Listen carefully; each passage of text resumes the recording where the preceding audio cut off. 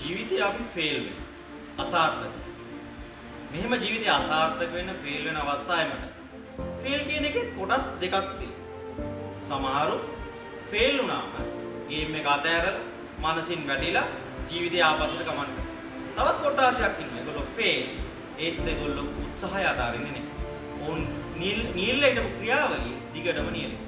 ඔවුන් මානසින් කඩා වැටෙන්නේ නැහැ. ඉතින් ඔබත් අයිති මේ කුමන කොටසද කියලා හිතලා බලන්න.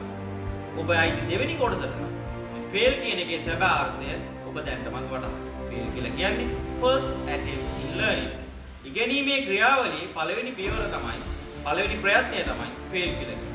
ඔබ අද ෆේල් වුණත් ඔබේ සාර්ථකත්වය ඉතාමත් නුදුරු අනාගතයේදී ඔබට ළඟා කරගන්න පුළුවන්. ඒ නිසා ගේම් එක අතාරින්න එපා. උත්සාහ කරන්න.